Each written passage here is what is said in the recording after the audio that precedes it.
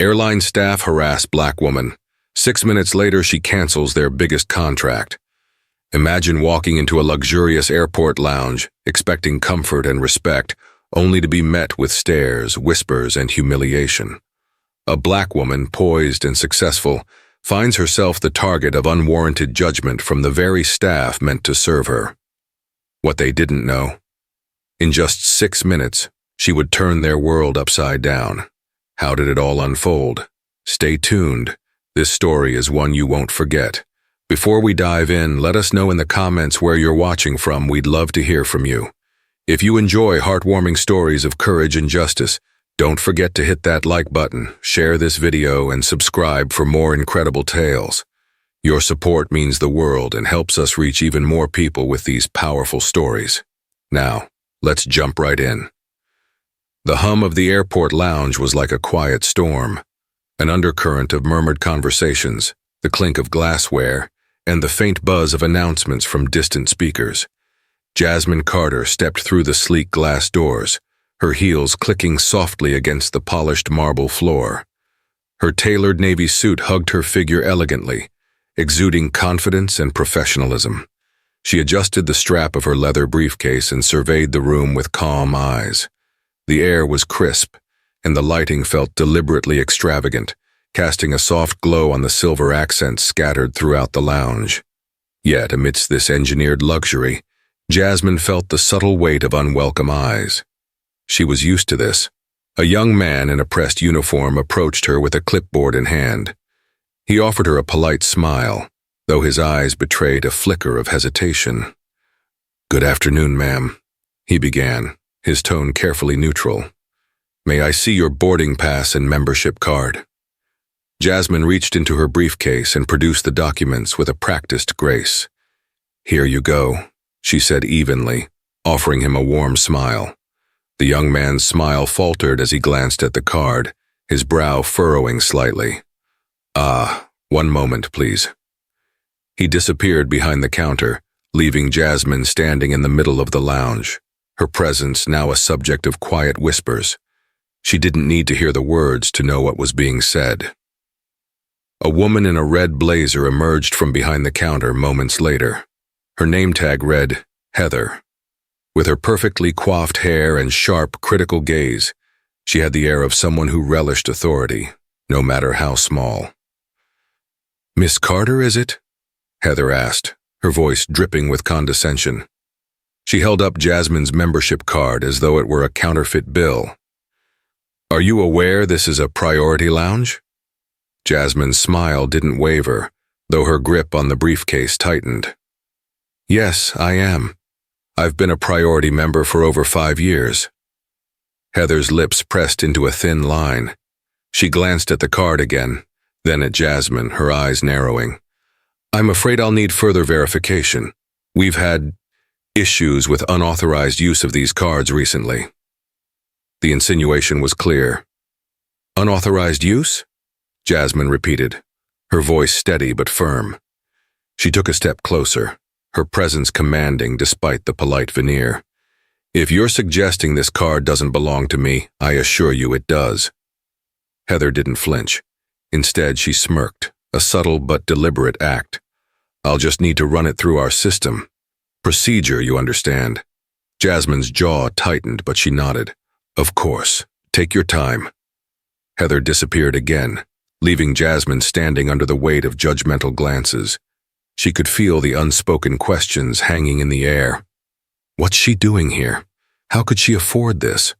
A couple seated nearby exchanged whispers, their eyes darting toward her and then away. Jasmine straightened her shoulders, refusing to let the murmurs chip away at her composure. Minutes passed. Heather returned, her expression smug. "Well, Miss Carter," she began, drawing out the words, "it appears everything checks out. However, I must remind you that priority members are expected to adhere to a certain standard of decorum while in the lounge." Jasmine's eyes narrowed ever so slightly. And what standard would that be? Heather tilted her head, her smile widening. "Let's just say we expect a level of refinement that reflects the exclusivity of this space." The message was clear, the insult wrapped in a veneer of professionalism. Jasmine didn't take the bait. Instead, she took a slow, deliberate breath and offered a smile that didn't reach her eyes. "Thank you for the clarification," she said coolly. Heather blinked, as though surprised by the lack of anger. She opened her mouth to say something else, but Jasmine had already turned away, making her way to a seat near the corner of the lounge. She set her briefcase down and pulled out her phone. Her fingers hovered over the screen as she considered her options. This wasn't the first time she'd faced such treatment, but it was one of the more blatant instances. A quiet resolve settled over her. She tapped on a contact and brought the phone to her ear. "This is Jasmine Carter," she said softly, her voice calm but carrying an edge of steel. "We need to talk about the contract with Skyline Air. There's been an incident." Heather's laughter echoed faintly from the counter, unaware of the storm brewing just 6 minutes away. The lounge's polished hum continued around Jasmine as she ended the call, her hand lingering on her phone for a moment longer than necessary. The familiar pang of indignation rippled through her, but she held it tightly in check, letting her calm exterior remain unbroken. She leaned back in her seat, the supple leather offering little comfort as she silently observed the scene around her. Heather and the other staff had returned to their tasks, their movements laced with a quiet arrogance. Heather's laughter spilled into the air again, sharp and pointed, as though daring Jasmine to react. The other staff, emboldened by Heather's presence, shared quick, conspiratorial glances that spoke louder than words. Jasmine caught the tail end of a remark from one of them, a younger man with a clipped accent who muttered, "She probably saved for months just to walk in here." The others chuckled, their mirth just audible enough to reach her. "Do they really think this is okay?" Jasmine wondered, her fingers brushing the sleek material of her briefcase. The weight of her company's success rested in that briefcase. Proposals, contracts, partnerships that had taken years of hard work and resilience to forge. She thought of the hours spent proving herself in boardrooms filled with dismissive stares, of the silent battles fought and won. This moment was just another test, one she wouldn't fail. Her phone buzzed lightly against the table, interrupting her thoughts. The name on the screen read Anderson Quinn, her company's chief operating officer. Jasmine swiped to answer, her voice steady. "Jasmine," Anderson's deep, authoritative voice filled the line. "I got your message. What's going on?" She glanced toward the counter where Heather now stood, leaning casually against it with a self-satisfied air. "There's been an issue with Skyline Air," Jasmine began, her voice calm but laced with a simmering intensity. "Their staff seems to believe it's acceptable to demean their customers based on appearances." There was a pause on the other end of the line. "Appearances?" Anderson asked, his tone sharp with understanding. "Yes." Jasmine's gaze remained fixed on Heather as she spoke. "I was accused of misusing my membership card. Then I was subjected to veiled insults about my place in this lounge, all of it thinly disguised as protocol." Anderson let out a low, disapproving sigh. "Unacceptable," he said firmly. "Do you want me to initiate the process?" "Not yet." Jasmine leaned forward slightly, her elbows resting on the edge of the table. Her voice dropped, quiet but deliberate. "I want them to feel the full weight of what they've done, Anderson, not just a slap on the wrist." Anderson's chuckle was dark and approving. "Understood. I'll be ready when you are." Jasmine ended the call and placed her phone face down on the table. She allowed herself a moment to breathe, to let the fire in her chest settle into a steady burn. The path forward was clear now, and she was ready to walk it. A commotion broke her focus as Heather's phone buzzed loudly on the counter. Heather glanced at the screen, her smug expression faltering slightly. She answered the call with a bright, practiced tone. "This is Heather, Skyline Air Priority Services," she chirped. Her face changed almost instantly as the voice on the other end spoke, eyes widening, mouth tightening. She turned her back to the lounge, lowering her voice but not enough to hide the tension in her words. Yes, sir. I understand," she stammered, her confident demeanor slipping. "But I didn't realize. Her voice trailed off, and she cast a furtive glance toward Jasmine, who sat watching the scene unfold with calm detachment. The other staff members began to notice the shift. Heather's body language was no longer the embodiment of self-assured authority. Instead, she looked cornered, her shoulders hunched as though she were bracing for impact.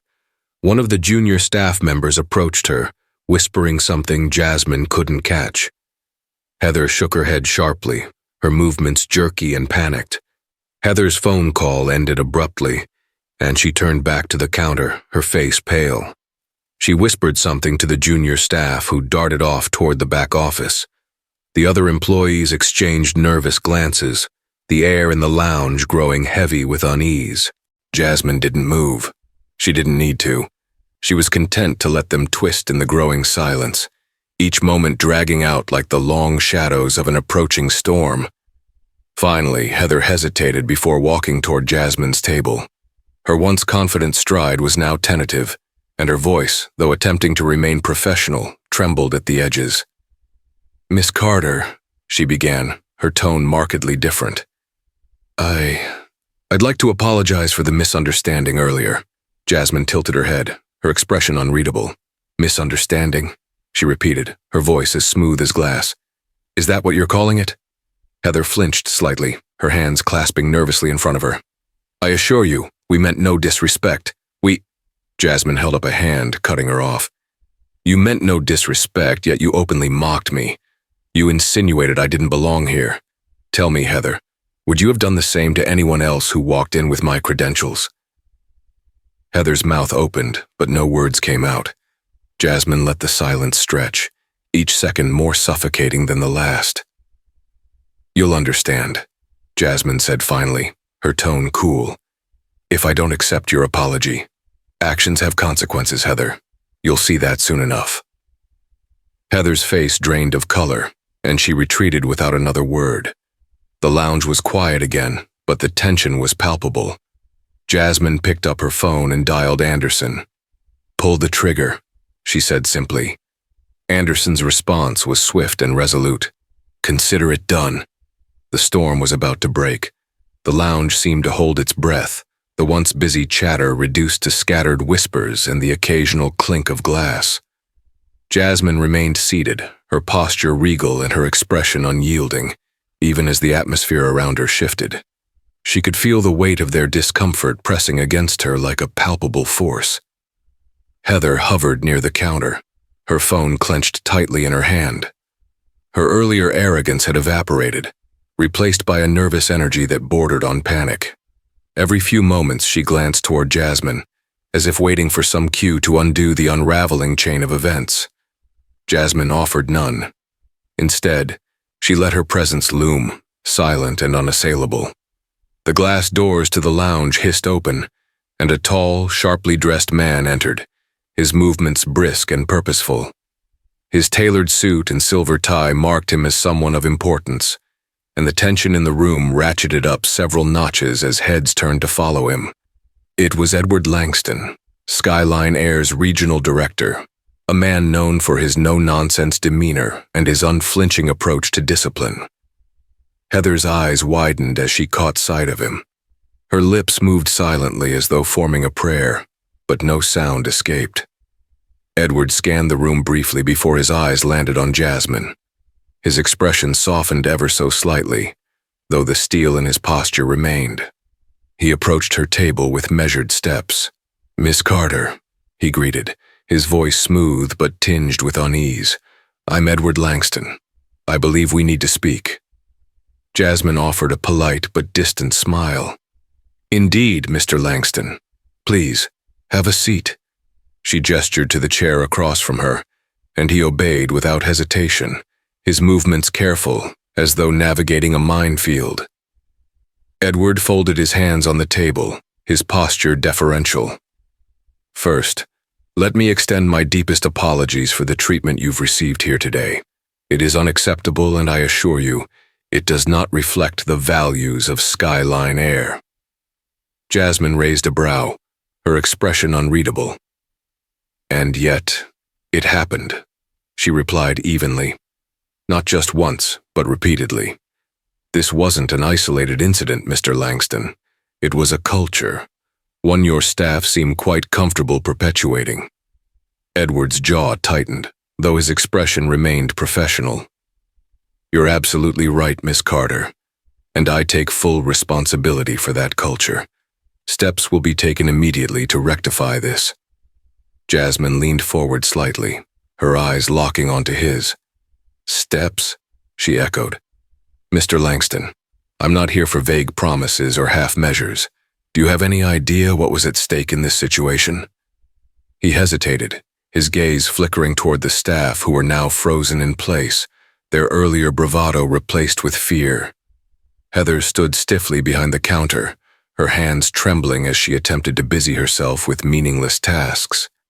I do, Edward said finally, his voice quieter but no less firm.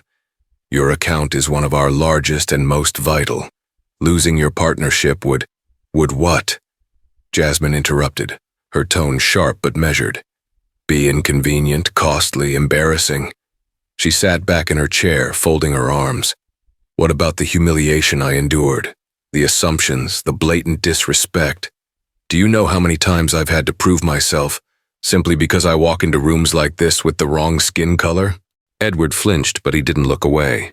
Miss Carter, I can't undo what's been done, but I can assure you that those responsible will be held accountable. Skyline Air will not tolerate this behavior going forward. Jasmine studied him for a long moment, the silence between them heavy and charged. Then she nodded once, a small but significant gesture. Good, she said, her voice cool. Because I've already canceled my contract. Edward's composure faltered for the briefest moment, his eyes widening before he quickly masked his shock. Miss Carter, he began, leaning forward slightly. Please reconsider, There's nothing to reconsider, Jasmine interrupted, her tone leaving no room for argument. I've given Skyline Air every opportunity to prove its worth, and time again it has failed. My decision is final. The weight of her words settled over Edward like a physical blow. He leaned back in his chair, his shoulders sagging slightly. I understand, he said quietly. But please know that we will do everything in our power to earn back your trust. Jasmine didn't respond immediately. Instead, she picked up her phone and tapped the screen, her movements deliberate. She spoke without looking at him. I hope you do, Mr. Langston.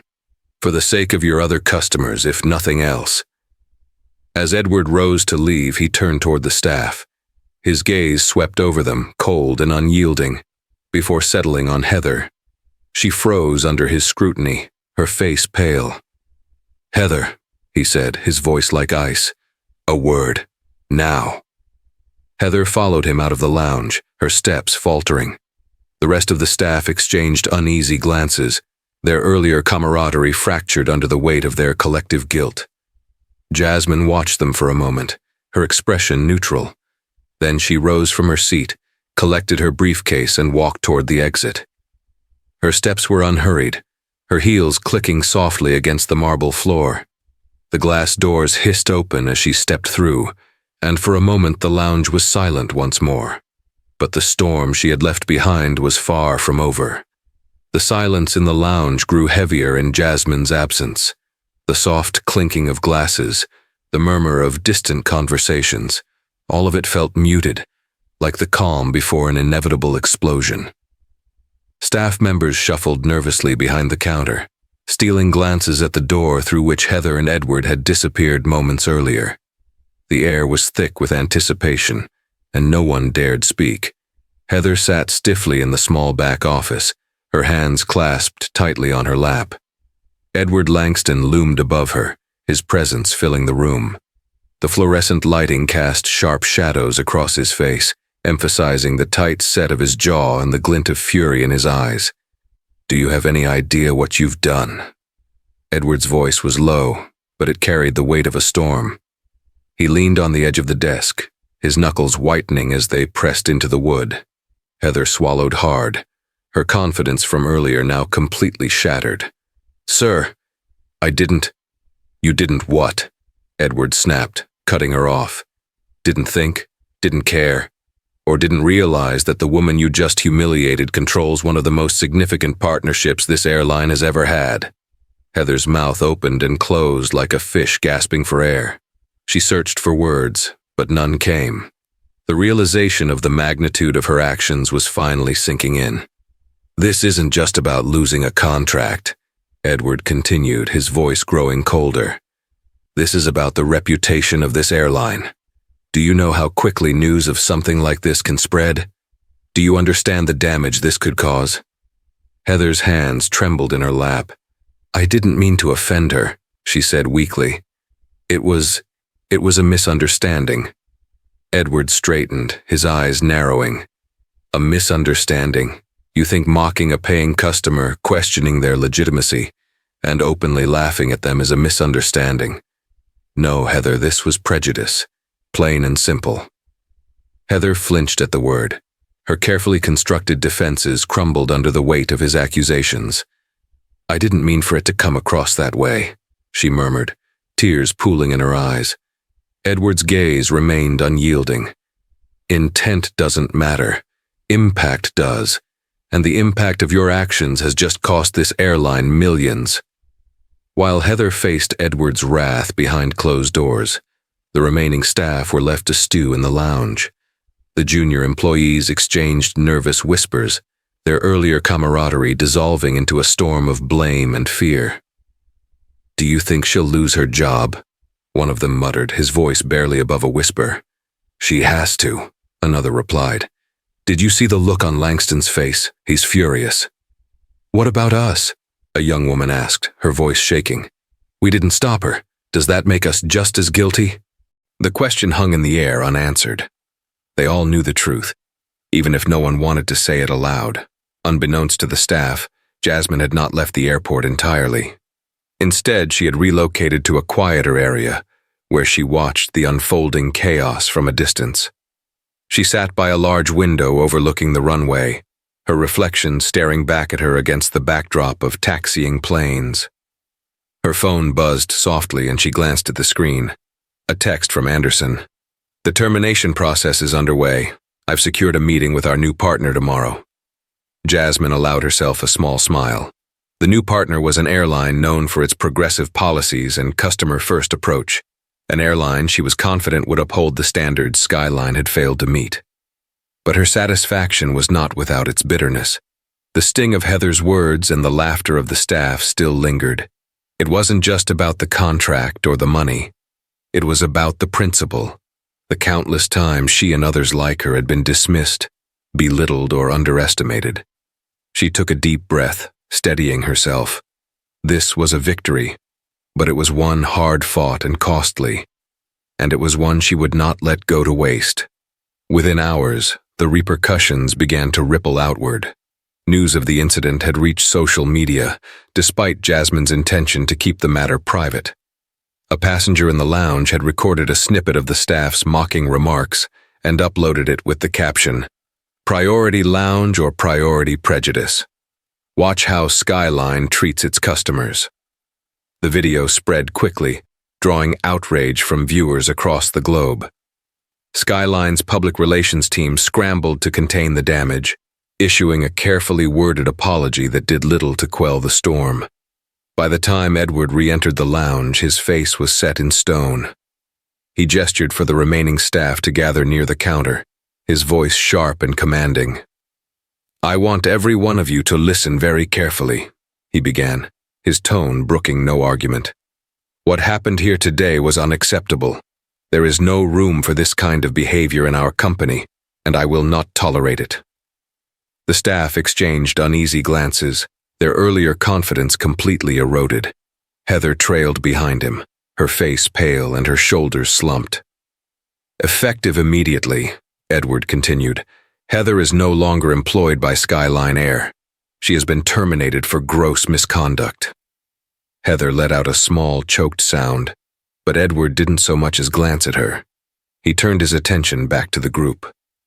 "As for the rest of you," he said, his voice lowering dangerously, "consider this your only warning. If I hear so much as a whisper of behavior like this again, you'll be joining her." The staff nodded mutely, their faces etched with fear and shame. From her vantage point, Jasmine watched the scene unfold with quiet satisfaction. She gathered her things and made her way toward the exit, her steps slow and deliberate. As she passed the lounge, she caught Edward's eye through the glass doors. He hesitated for a moment, then gave her a small, respectful nod. Jasmine didn't stop. She didn't need to. Her point had been made, her justice delivered. As she stepped into the cool evening air outside the airport, she felt a sense of calm wash over her. The storm was over, and she had weathered it with her dignity intact.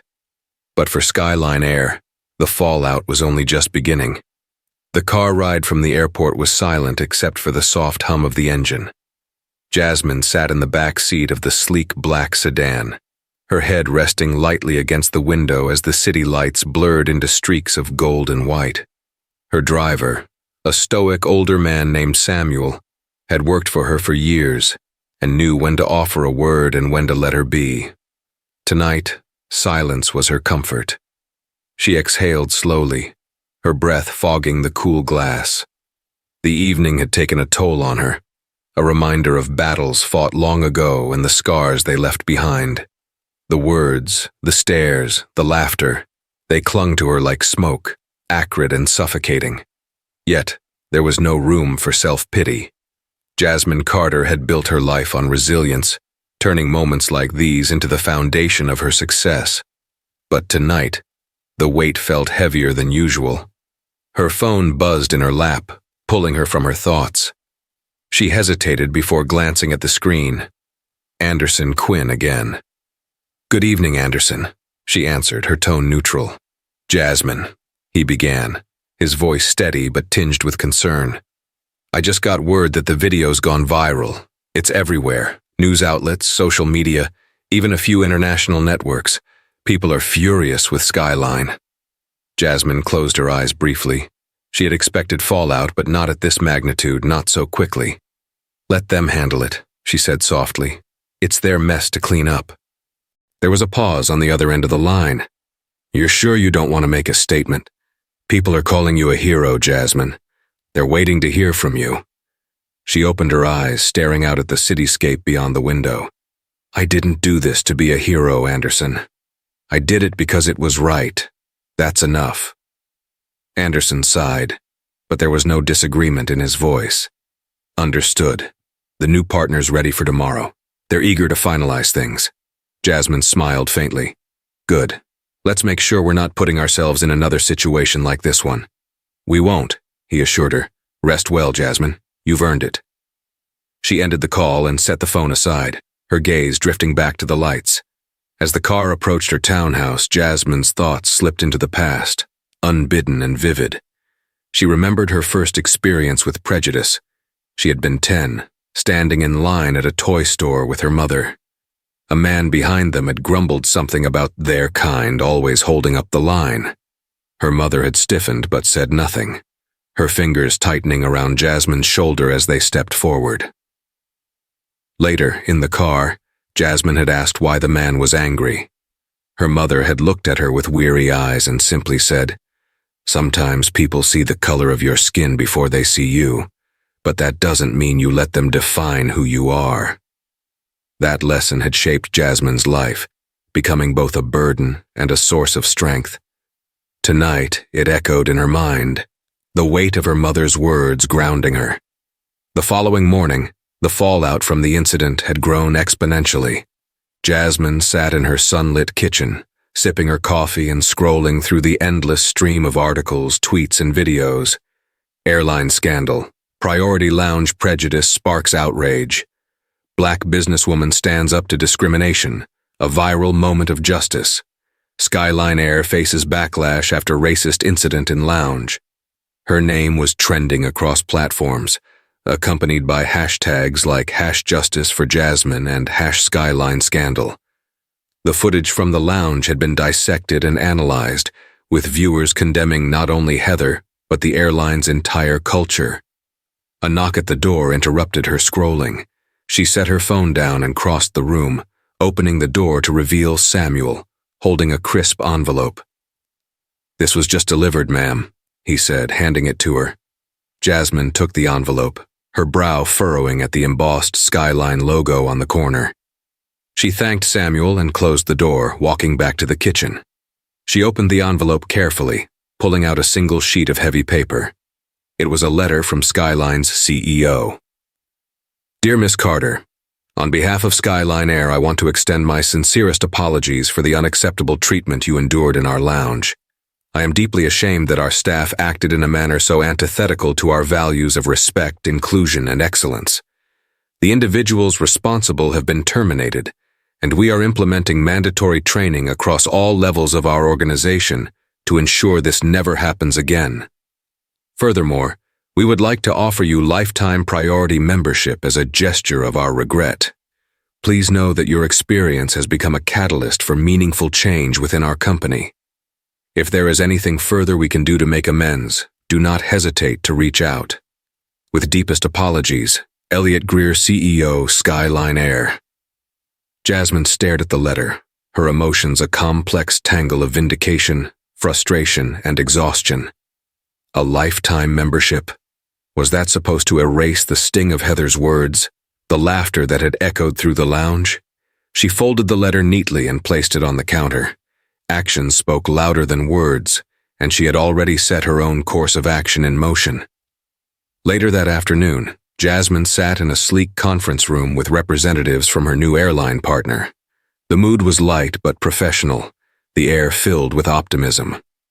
We're thrilled to have you on board, Miss Carter, the CEO said, extending a hand.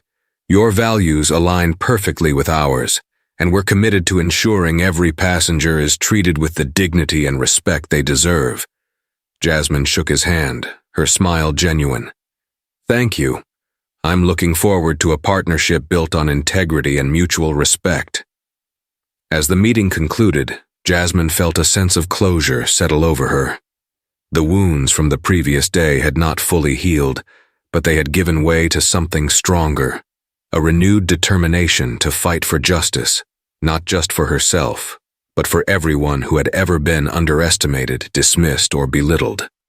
Justice was not a single moment, it was a process, and Jasmine Carter was ready to see it through. The evening sun cast a golden hue over the city as Jasmine walked through her townhouse, her heels clicking softly against the hardwood floors. The house, though filled with modern elegance, felt unusually quiet. She paused by the large window overlooking the city skyline, her reflection blending with the fading sunlight.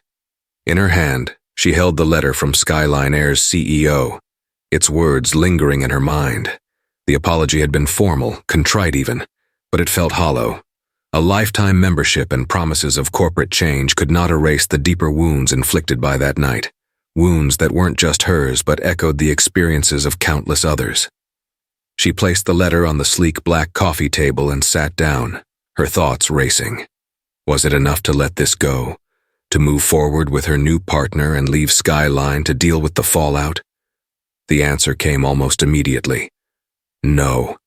Jasmine Carter didn't just walk away from battles, she finished them.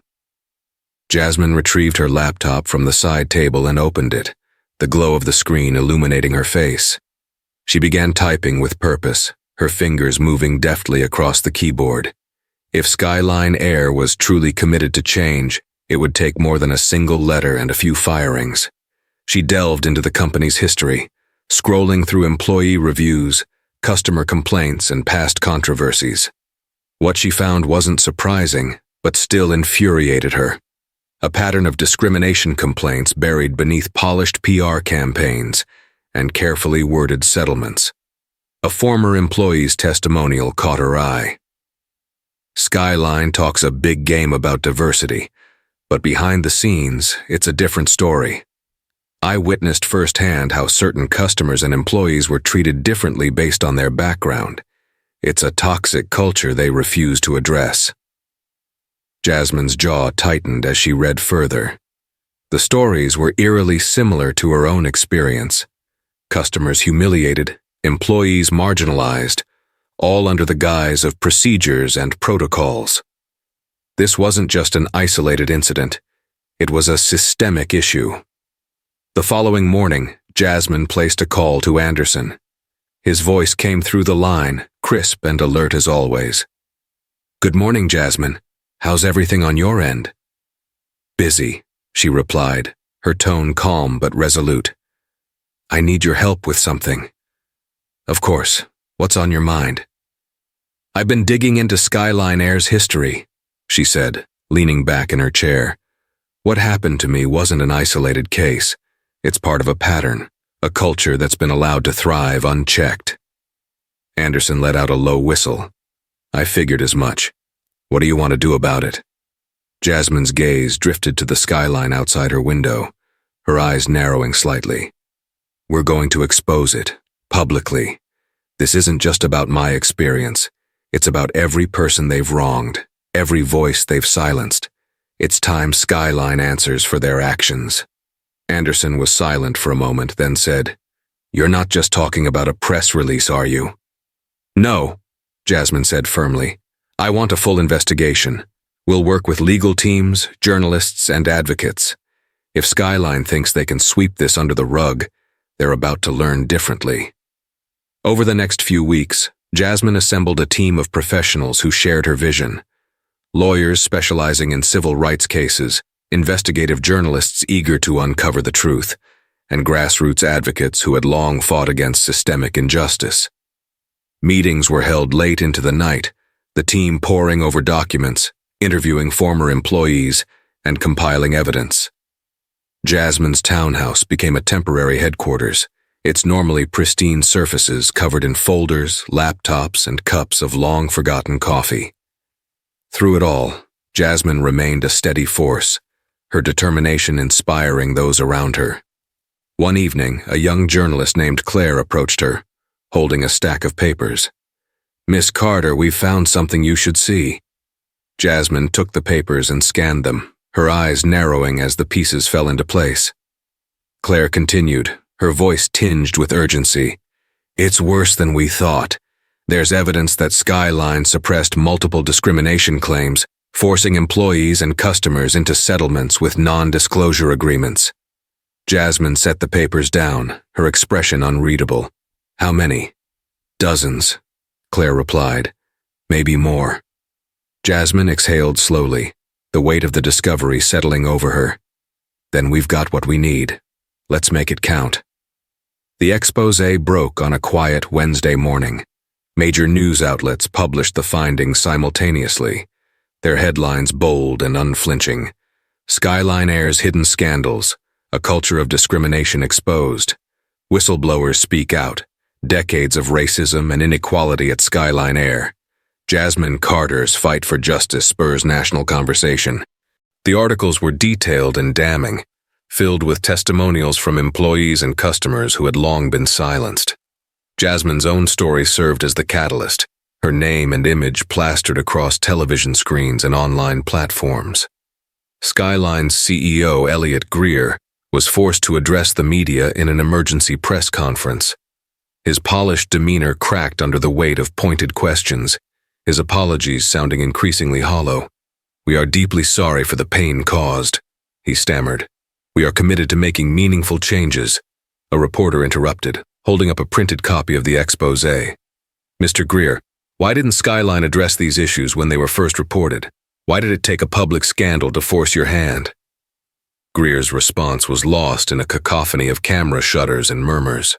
As Jasmine watched the coverage from her office, a quiet sense of satisfaction settled over her. The fight was far from over, but this was a start, a turning point not just for her, but for everyone who had ever been dismissed or dehumanized. Her phone buzzed, a text from Anderson. "You did it, Jasmine. This is bigger than anyone imagined." She smiled faintly, her fingers hovering over the screen before she typed her reply. "We did it, and it's just the beginning." Jasmine Carter didn't just endure storms, she turned them into movements. And this time, the world was watching.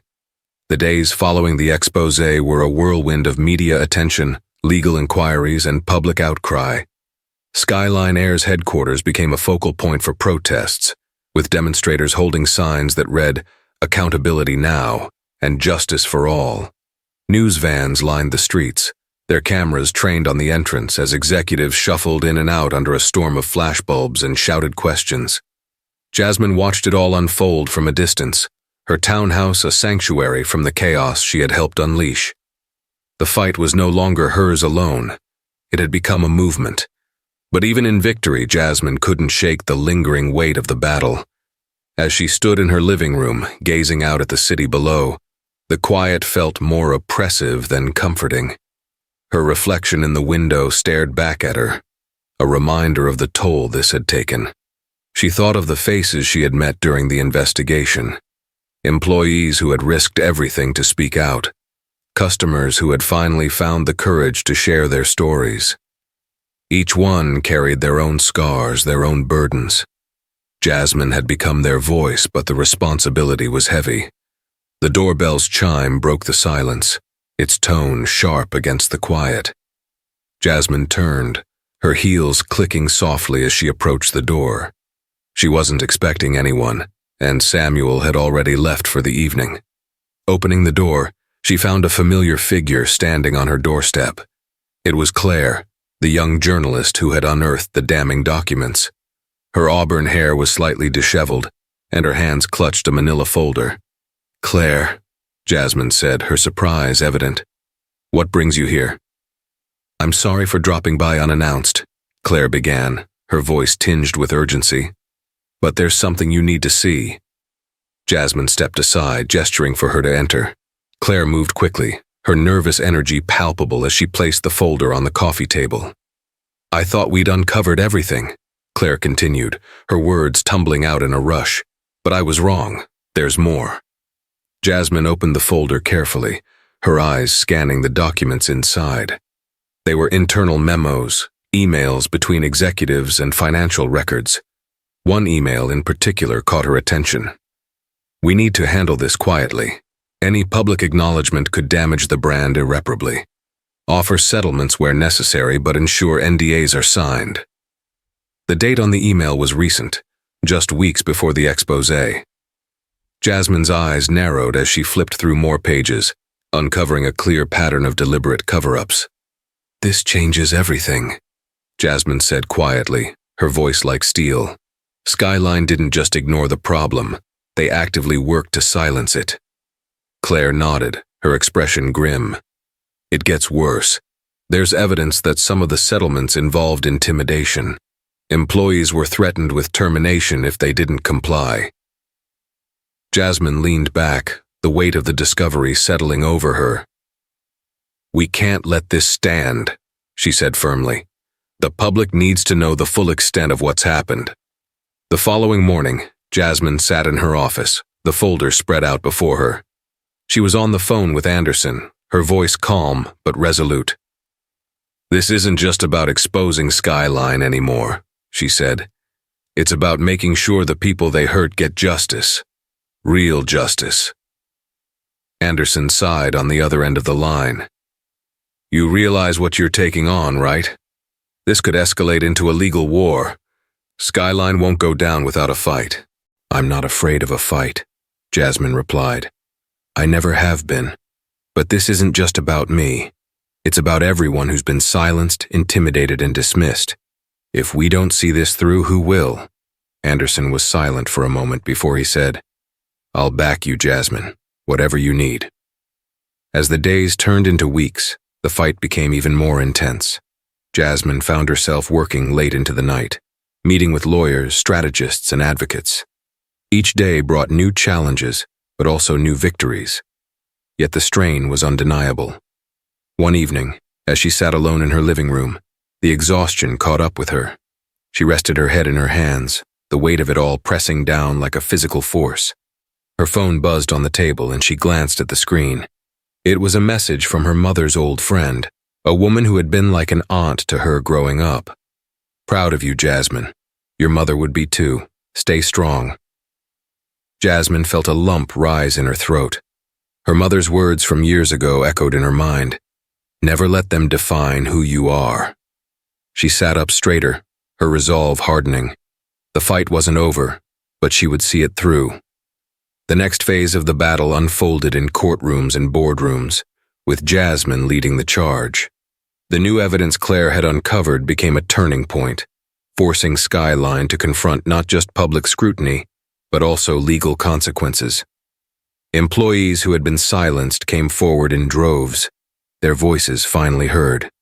Customers shared their stories, each one adding to the growing tide of accountability. Through it all, Jasmine remained a steady presence, a symbol of resilience and justice. She wasn't just fighting for herself anymore. She was fighting for everyone who had ever been told they didn't belong. Months later, as the dust began to settle, Jasmine found herself standing before a crowd at a press conference. The settlement with Skyline had been finalized, including reparations for those who had been wronged and sweeping reforms within the company. Jasmine spoke with quiet power, her words carrying the weight of the journey she had taken. "This isn't just about one company or one incident," she said. "It's about the choices we make every day to stand up for what's right, to demand better, not just for ourselves, but for everyone." The crowd erupted into applause, but Jasmine's expression remained thoughtful. This was a victory, but it was only the beginning of the change she hoped to see in the world. As she stepped away from the podium, she felt a sense of peace for the first time in months. The fight had been long and grueling, but it had been worth it. Jasmine Carter had turned a moment of injustice into a movement for change, and she wasn't done yet. The weeks after the settlement with Skyline Air passed with a strange stillness.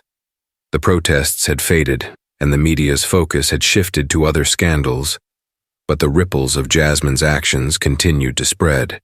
The airline remained in the spotlight, its restructuring efforts scrutinized by both the public and its shareholders.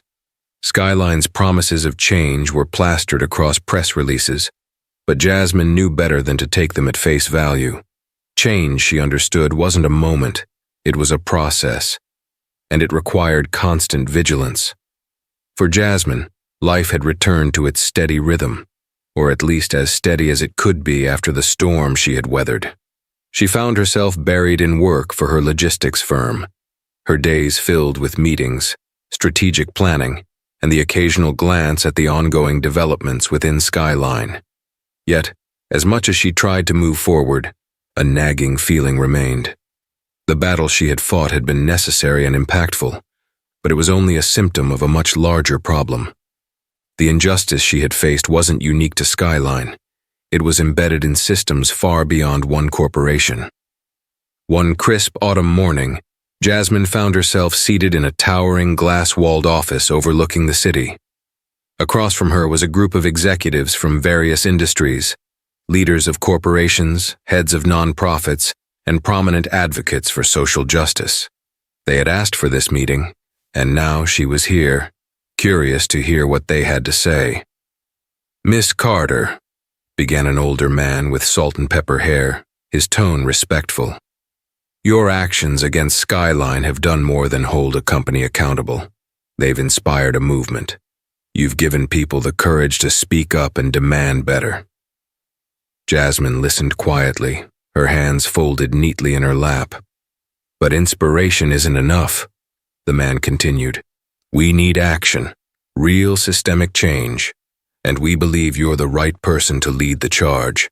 He slid a folder across the table. Jasmine opened it, her eyes scanning the contents. Inside were detailed plans for an initiative they had named the Equity Alliance, a coalition designed to tackle systemic discrimination across industries. The initiative would create training programs, audit corporate policies, and provide resources to empower marginalized voices. "It's ambitious," Jasmine said, leaning back in her chair. The man nodded. "It is. But if we want to create lasting change, we need to be bold." Jasmine closed the folder and met his gaze. "I'll do it," she said firmly, "but only if we're fully committed. This can't be a token effort. If I'm going to put my name behind this, it needs to be real, measurable, impactful, and transformative." The room erupted into nods and agreements. Jasmine felt a flicker of excitement, a sense that this was the next step she had been searching for. Over the following months, Jasmine threw herself into the work of building the Equity Alliance. It was a monumental task, but she thrived under the pressure. She surrounded herself with a team of experts, lawyers specializing in civil rights, corporate consultants with a passion for reform, and grassroots advocates who brought first-hand experience to the table.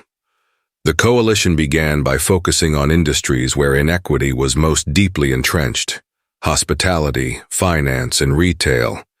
They conducted audits, uncovered biases in hiring practices, and worked with leadership teams to rewrite policies from the ground up.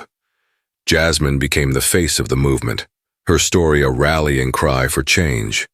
She spoke at conferences, participated in panel discussions, and met with CEOs who were ready to take accountability, and those who weren't. "There's no room for half measures," she told a packed audience at a leadership summit. "Change requires discomfort. It requires confronting hard truths and making difficult decisions. But the alternative is perpetuating harm, and that's not an option." Her words were met with a standing ovation. Not everyone welcomed Jasmine's efforts. Some companies resisted change, unwilling to disrupt their status quo. Others made hollow promises, hoping to ride out the storm without taking real action. Jasmine faced criticism from detractors who accused her of being too radical, too uncompromising. Late one night, after a grueling day of meetings and calls, Jasmine sat alone in her office, staring at the city lights outside her window. She was exhausted, the weight of the work pressing down on her shoulders. Her phone buzzed with a message from Claire, the young journalist who had helped uncover Skyline's scandals. "Don't let them wear you down," the text read. "What you're doing matters. People are watching and they're learning from you." Jasmine smiled faintly. The message was a reminder of why she had started this journey: to create a world where people like Claire, like herself, didn't have to fight so hard just to be seen and heard. Months later, Jasmine stood at the opening of the Equity Alliance's first physical headquarters, a sleek building in the heart of the city. The space had been designed to foster collaboration and innovation, with open workspaces, conference rooms, and a resource center for marginalized employees seeking support.